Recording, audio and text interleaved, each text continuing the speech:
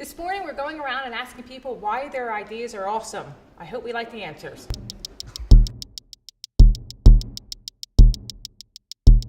My name is Rebecca and I'm from Sense of Plates, and our idea is awesome for many reasons, but the main one being that it's going to exist in the cafe, it's going to give people something to do whilst they're in the cafe. It's going to be a new interactive way of interacting with the ceramic collection that's inside the cafe on display at the moment, but also it's going to allow people to personalise their plate and add to a growing collection about Derby's social history.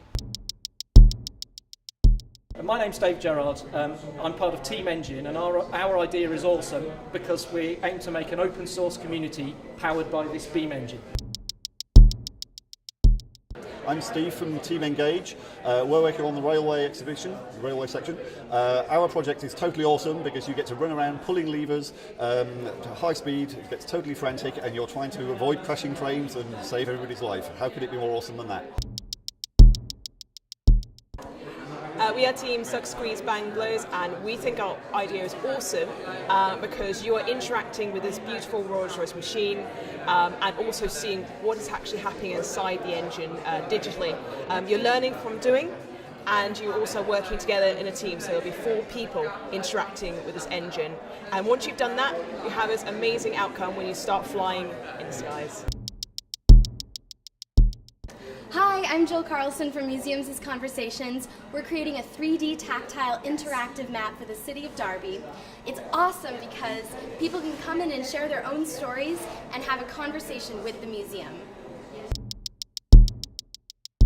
So my name is Selma and my team is called the Sample Room.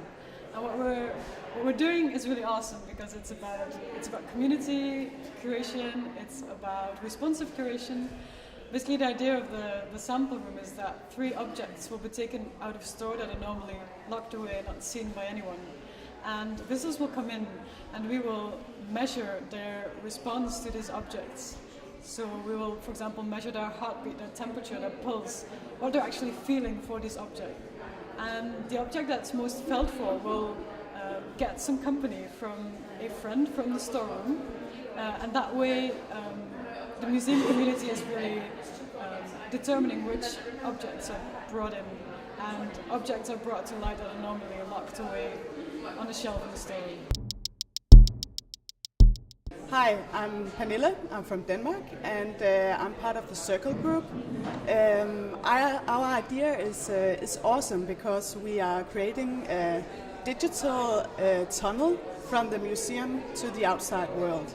So it will be a physical manifestation in the museum and in places outside in Derby. So you can get a connection between the museum, the historical content of the museum, and what is happening real time in Derby right now.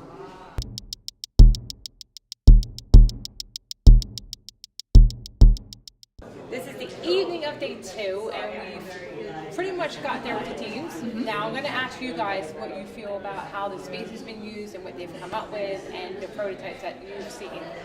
And it's an interesting question because I know some of them were still unsure. Yeah, okay, so I think that the space has really come into its own today, actually. It was an exploratory space yesterday, people getting the feel of it, getting to kind of get grips with what it was like and what the atmosphere of it was like. It feels much more relaxed today, even though people are more stressed in some senses. Because it's an easier, people have understood really what's available, the resources that we've got, the fact that the tech shop's there, the guys are working in there, and they're feeling a bit more confident about going and using it.